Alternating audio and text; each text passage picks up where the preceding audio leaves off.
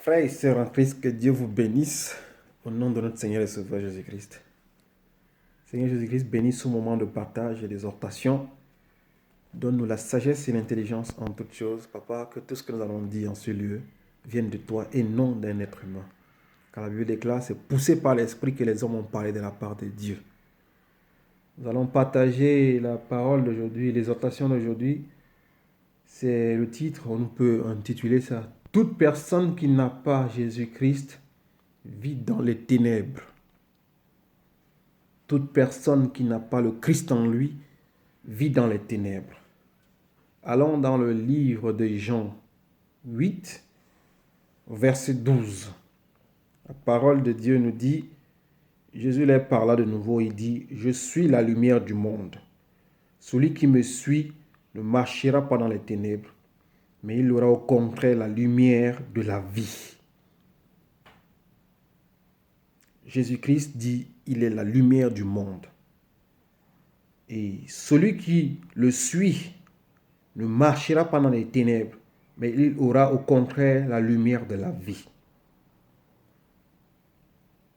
Jésus-Christ est la lumière du monde.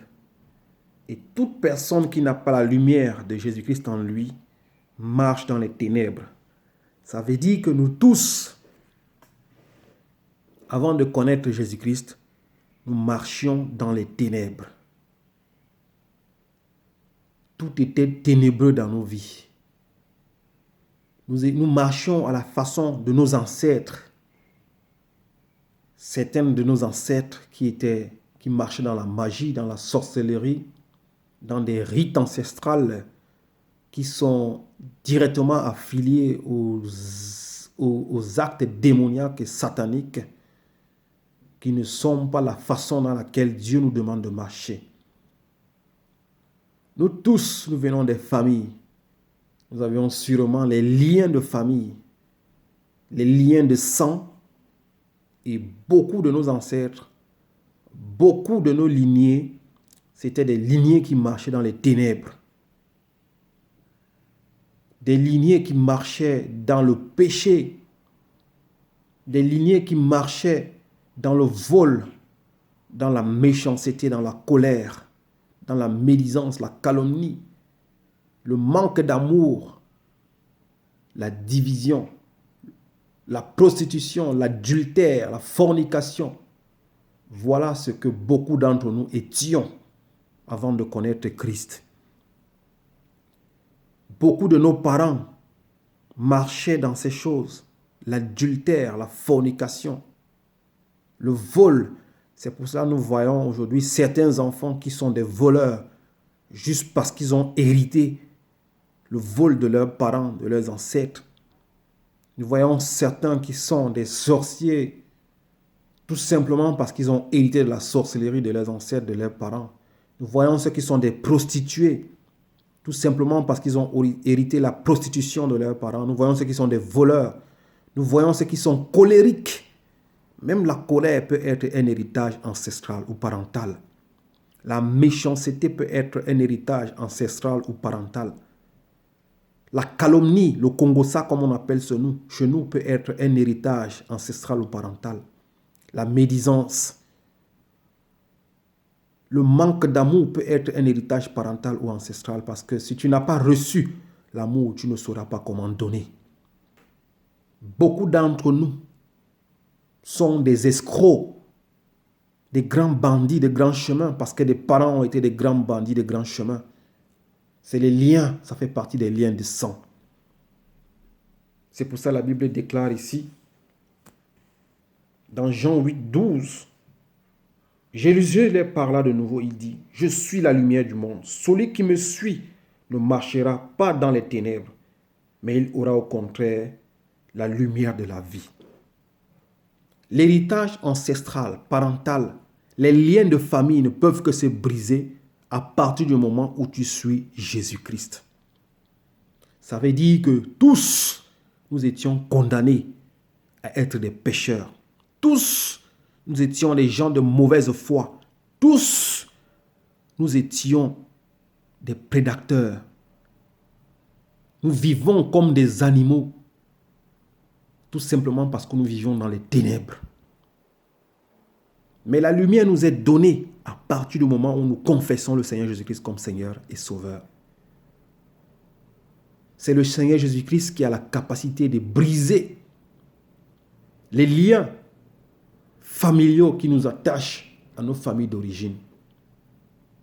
C'est cette lumière qui est capable de couper le cycle de malédiction, de péché, d'abomination qui nous était destiné. C'est pour ça que la Bible déclare ici, celui qui marche, celui qui suit Jésus, qui marche selon ses commandements, marchera dans la lumière et non les ténèbres. Donc l'humanité tout entière marchait dans les ténèbres. Et certaines personnes jusqu'à aujourd'hui marchent dans les ténèbres. Parce que le prince de ce monde, comme le dit la Bible, leur a aveuglé. Il ne leur a pas donné la capacité d'avoir les yeux ouverts afin de comprendre que toute personne dans la vie qui n'a pas Jésus-Christ marche dans les ténèbres. Le Dieu de ce monde qui est Satan, le Dieu de l'air, c'est un autre nom de Satan. Il a aveuglé l'humanité afin qu'ils ne puissent pas comprendre que sans Jésus-Christ, tu marches dans les ténèbres. C'est pour cela, toute personne, je dis, qui n'a pas Jésus-Christ, marche dans les ténèbres. Tu as l'impression que tu marches selon la lumière du monde, mais spirituellement, tu marches dans les ténèbres. C'est pour cela, si tu regardes ta vie, tu te rends compte que tu es encore dans l'adultère, la fornication, le vol, le mensonge, l'hypocrisie, tout ce qui est mauvais. Parce qu'il n'y a pas la lumière de Dieu en toi. La lumière de Dieu ne peut venir en toi qu'à partir du moment où tu décides et d'accepter le Seigneur Jésus-Christ comme Seigneur et Sauveur. Et dès alors, tu te répands et tu refuses de vivre comme tu vivais avant ou comme tes parents t'ont appris à vivre. Allons dans le livre de 1 Pierre 2, 18, pour comprendre ces choses. Parce que Jésus-Christ est celui qui nous a affranchis. Il est celui qui nous libère. Tout être humain sans Jésus-Christ est comme un animal. Il vit avec l'instinct. Il n'a pas un savoir-vivre. Il n'a pas la capacité de marcher au-dessus de sa chair et de vivre selon les choses de l'esprit. C'est seul Jésus-Christ qui libère. C'est lui qui te donne la capacité de quitter les ténèbres et de vivre dans la lumière. 1 Pierre, chapitre 2, verset 18 nous dit, « Vous le savez en effet, ce n'est pas par des choses corruptibles comme l'argent ou l'or que vous avez été rachetés de la manière de vivre, dépourvu de sens que vous avez transmis vos ancêtres. » Nous le savons très bien, ce n'est pas par des choses corruptibles comme l'argent, ni l'or, ou d'autres biens de ce monde que nous avions été rachetés, de la manière de vivre que nous ont transmis nos parents et nos ancêtres. Nous voyons ainsi que nos parents et nos ancêtres nous ont transmis une manière de vivre qui n'était pas une bonne manière de vivre. Même si physiquement ils ne l'ont pas fait, mais par les liens de sang, les parents ont la capacité de transmettre à leurs enfants la manière de vivre dans le péché. C'est pour ça que je disais tout à l'heure que ton père était voleur, tu vas être un voleur. Parce que c'est dans le sang. Si ton père est un escroc, tu seras un escroc. C'est dans le sang. Tu n'as pas le choix, tu n'échapperas pas à cela. Parce que vous êtes liés par le sang. Le sang, c'est quelque chose de très fort. Le sang, c'est quelque chose qui est très puissant. Si ton père était un menteur, par le sang, tu vas avoir le sang de ton père en toi et tu seras un menteur comme ton père.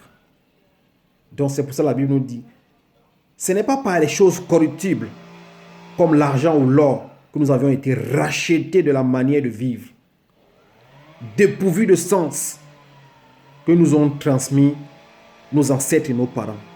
Beaucoup d'entre nous, nous vivions de manière dépourvue de sens, dans la fornication, l'adultère. Ça, c'est des choses que nous ont transmis nos parents. Quand vous voyez dans vos familles des gens qui ont l'esprit de se prostituer, d'aller de femme en femme, de homme en homme, de copain à copain, de copine à copine, ce qui ne devrait même pas exister d'ailleurs. Sachez que dans le sang, vous avez pris ça dans la famille. Ça ne vient pas de loin. C'est l'héritage que vous avez pris de vos ancêtres, soit de votre père, soit de votre mère, soit de votre ancêtre. Si tu es un fornicateur, tu es un grand voleur, ça ne vient jamais de loin. C'est le sang qui te suit. Nous verrons une fois comment faire pour détruire ces liens de sang. Parce que beaucoup d'entre nous vivons des malédictions qui viennent de nos parents et de nos ancêtres. Leur façon de vivre, ils nous l'ont transmis par le sang. Mais la Bible nous déclare ici, ce n'est pas par l'or, l'argent, des choses corruptibles, des choses physiques que nous avions été délivrés. De la manière de vivre dépourvue de sens que nous avaient transmis nos ancêtres. Au 19, on dit, mais par le sang précieux de Christ, qui s'est sacrifié comme un agneau, sans défaut et sans tache. Frères et sœurs, comme on disait plus tard à Jean 8, verset 12, toute personne qui n'a pas Jésus-Christ marche dans les ténèbres. Mais celui qui suit Jésus-Christ, qui fait sa volonté, devient un enfant de lumière. Il ne marche plus selon les ténèbres, il marche selon la lumière de Dieu. Puisque Jésus-Christ a versé son sang précieux, c'est pour toute l'humanité. C'est pour ça que je disais, celui qui suit Jésus-Christ, qui fait sa volonté, il est lavé de ses iniquités.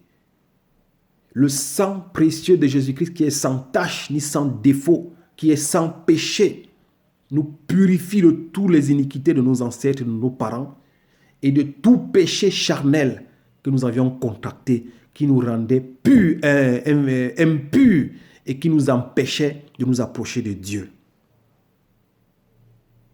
Tu as marché dans les ténèbres parce que tu étais rempli du péché de l'iniquité. Tu as marché dans les ténèbres parce que tu avais hérité cela de tes parents. Tu as marché dans les ténèbres parce que tu étais rempli de péché. Mais le sang de Jésus-Christ, qui est sans tache ni péché, le sang de Jésus-Christ, qui n'est pas semblable à ceux de nos ancêtres et de nos parents, est capable de nous remplir, de nous purifier, de nous sanctifier de tout péché et de toute iniquité. Afin que nous devenions des enfants de lumière qui suivent Jésus et qui marchent selon ta volonté. Nous étions des esclaves de la sorcellerie. C'est pour ça que beaucoup d'entre nous, avant, nous allions chez des marabouts, chez des féticheurs. Beaucoup d'entre nous avions des rites ancestrales qui étaient des rites mystiques et sataniques. Même les Européens, aujourd'hui que nous voyons, les pays dans lesquels nous vivons, où beaucoup d'entre nous désirent ou rêvent aller, ils ont toujours eu des rites sataniques et mystiques. Et tant que tu resteras dans ces rites sataniques et mystiques, tu marches dans les ténèbres. C'est pour cela que nous voyons beaucoup de fêtes aujourd'hui qui sont officiellement célébrées. Quand tu fouilles dans l'histoire des Européens, c'était des rites sataniques, mystiques.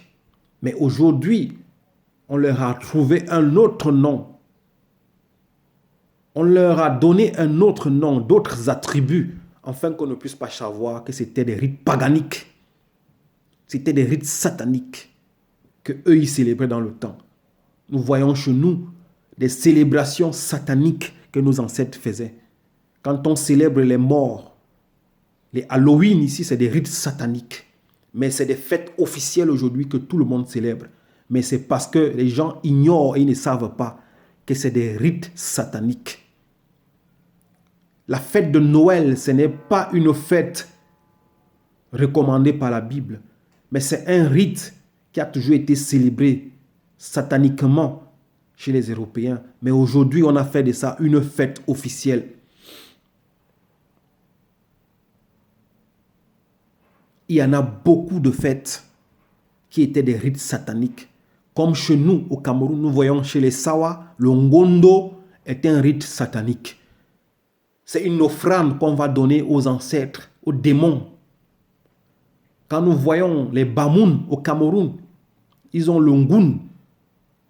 C'est des rites sataniques. Ils vont donner à manger, à boire aux esprits impurs. Les Bassa, tout ça là, chaque tradition, c'était des rites sataniques. C'était des offrandes qu'on allait offrir aux démons ou aux esprits impurs. C'est comme pour dire, tout ce que les ancêtres nous ont laissé, c'était des rites sataniques. Donc, beaucoup d'entre nous marchions dans les ténèbres sans le savoir. Mais celui qui reçoit Jésus-Christ le purifie par son sang, sans tache, sans défaut. Et tu reçois la lumière de Dieu et tu deviens un enfant de lumière qui est libre. Car la Bible déclare, le Christ nous appelle à vivre dans la liberté. Alors dans le livre de 1 Jean 1, 1 Jean 1, 1 Jean 1, 7. Frères et sœurs, ces choses, nous devions les connaître.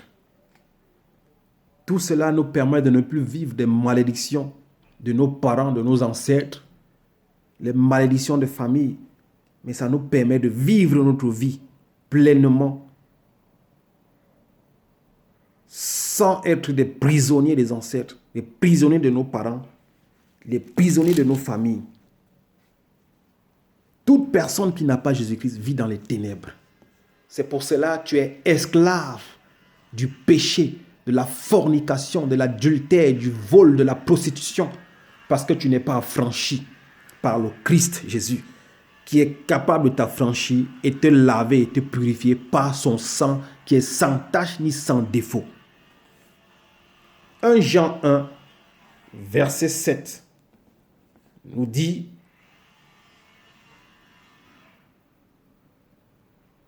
je peux commencer au verset 5, il nous dit: voici le message que nous avons entendu de lui, que nous avons annoncé. Dieu est lumière et il n'y a pas de ténèbres en lui. Dieu est lumière. Si tu te dis que tu es un enfant de Dieu, tu dois marcher dans la lumière. Toute personne qui marche dans le péché, dans le vol, la fornication, la prostitution, le mensonge, la colère, la nimiosité, marche dans les ténèbres. Toute personne qui est envieuse, toute personne qui convoite, toute personne qui s'attache à les biens de ce monde, toute personne qui est dans l'idolâtrie, vit dans les ténèbres. Toute personne qui n'a pas la lumière de Dieu en lui, vit dans les ténèbres. Dieu est lumière. Il n'y a pas de ténèbres en Dieu. Aussi on dit, si nous disons que nous sommes en communion avec lui, tout en marchant dans les ténèbres, nous mentons et nous ne mettons pas la vérité en pratique. Toute personne qui dit qu'il est chrétien et chrétienne, mais continue à pécher, à mentir, à voler, à insulter, à médire, à être aigri, à être méchant, à être mauvais, à être rempli de colère, tu n'as pas Dieu et tu ne connais pas Dieu. Car si tu as Dieu en toi, les choses de ce monde, les péchés de ce monde, tu n'auras plus besoin de faire ces choses. Car là où il y a Christ, c'est la pureté. Je ne dis pas que tu ne pécheras pas, mais les péchés que tu auras à faire ne seront pas ce genre de péchés, comme l'adultère, la fornication, le vol, la prostitution, la médisance, la colère. Ces choses-là, non. Tu ne pourras plus le faire. Parce que tu deviens automatiquement un enfant de lumière qui marche selon la sainteté de Dieu. Mais si tu te dis chrétien, chrétienne et que tu continues à faire ce genre de choses, l'impudicité, l'ivrognerie, tout cela qui t'empêche de t'approcher de Dieu, tu n'es pas un enfant de Dieu et Dieu n'est pas en toi. Parce que Dieu est lumière, il n'habite pas dans les ténèbres.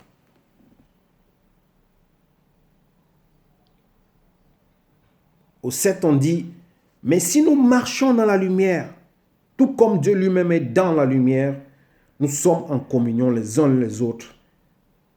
Et le sang de Jésus-Christ, son Fils, nous purifie de tout péché. Si nous marchons dans la lumière et que nous faisons la volonté de Jésus-Christ, à s'éloigner du péché, à fuir la médisance, la calomnie, la méchanceté, à refuser de convoiter le monde et les biens de ce monde, à fuir tout ce qui est mauvais. Si nous recherchons à nous sanctifier, de marcher selon la volonté de Dieu, c'est alors que nous allons plaire à notre Seigneur et Sauveur Jésus-Christ. Si nous nous aimons les uns les autres, la Bible dit ici, le sang de Jésus-Christ, son Fils, nous purifie de tout péché. Mon frère, seul le sang de Jésus-Christ peut te détacher des liens de famille, de la mauvaise façon dans laquelle tu vivais avant. Seul le sang de Jésus-Christ est capable de te purifier, te laver et te rendre pur, de ne plus être un enfant de ténèbres.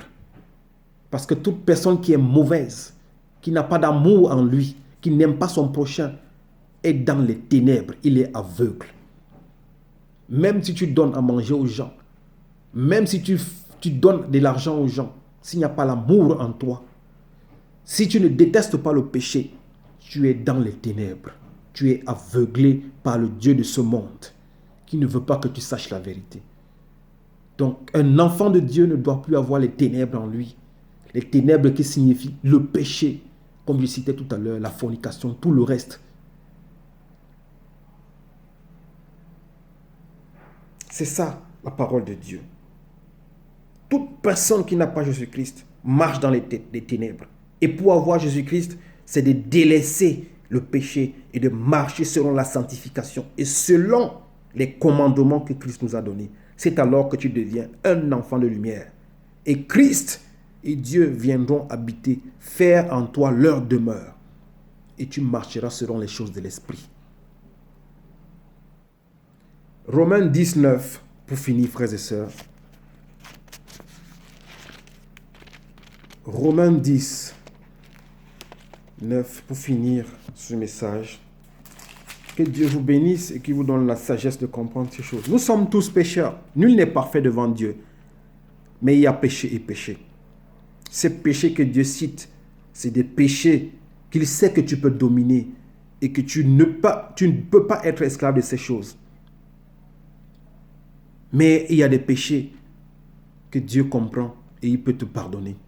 Mais si tu continues à pécher tout ce que j'ai cité, l'impudicité, le vol, la prostitution, tu continues à faire ces choses, tu continues à être méchant, tu continues à être aigri, tu continues à être jaloux, tu continues à être ceci et cela, tu ne peux pas plaire à Dieu. Tu continues à manquer d'amour, à mépriser les gens, tu ne peux pas plaire à Dieu. Frères et sœurs, tout péché que tu fais qui vient de toi, en toi, est un péché dangereux. Tout péché qui sort de ton intérieur ou qui souille ta personne intérieure, ce genre de péché, Dieu n'aime pas. Romains 19, pour finir, frères et sœurs, nous dit, si tu reconnais publiquement de ta bouche que Jésus est Seigneur, et si tu crois dans ton cœur que Dieu l'a ressuscité, tu seras sauvé. Si tu confesses de ta bouche le Seigneur Jésus-Christ, et tu crois dans ton cœur que Dieu l'a ressuscité des morts, tu seras sauvé. Frères et sœurs, pour que le sang de Jésus-Christ te purifie et te sanctifie de toute iniquité, tu dois confesser de ta bouche que Jésus-Christ est Seigneur. C'est à partir de ce moment, en confessant de ta bouche, que j'accepte le Seigneur Jésus-Christ comme Seigneur et Sauveur. Et je confesse de ma bouche que le Seigneur Dieu Tout-Puissant, l'Éternel Dieu des armées, l'a ressuscité des morts. Et il restera mon sauveur à vie et à jamais. C'est à partir de cela que Jésus-Christ est capable de couper les liens ancestraux. La façon où tu vivais avant, tu te répands de ta bouche que je veux marcher selon la volonté de l'esprit et non selon la volonté de ma chair, de la manière où mes parents m'ont demandé de marcher. Je veux marcher selon les commandements de Christ. C'est alors que Christ t'affranchira. Il te purifiera de son sang. Il te rendra pur. Et tu deviendras un enfant de lumière. Frères et sœurs, un chrétien, une vraie chrétienne, c'est celui qui ne marche pas dans le péché, mais qui se force à plaire à Dieu et à son Fils, le Seigneur Jésus-Christ, qui cherche à se sanctifier des péchés, qui cherche à se libérer des liens ancestraux, qui cherche à être pur au-devant de Dieu et à plaire Dieu, qui cherche à s'approcher de Dieu tous les jours, à être agréable à Dieu. Un enfant de Dieu, c'est celui qui a foi en Dieu et qui se confie en lui. C'est alors que tu ne seras plus dans la malédiction de tes ancêtres. Tu ne seras plus dans la malédiction de ce monde. tu ne vivras plus la malédiction d'un être humain. Confesse de ta bouche le Seigneur Jésus-Christ. Crois dans ton cœur que Dieu l'a ressuscité des morts. Et marche selon sa volonté. Suis le Seigneur Jésus-Christ. Porte ta croix. Marche. Suis les commandements. Abandonne le péché. C'est alors que tu seras appelé un enfant de lumière. Et dès que la lumière est en toi, les ténèbres sont obligées de fuir. Parce que la Bible déclare que les ténèbres et la lumière ne marchent pas ensemble. Frères et sœurs, que Dieu vous bénisse au nom de Jésus-Christ. Amen. Merci.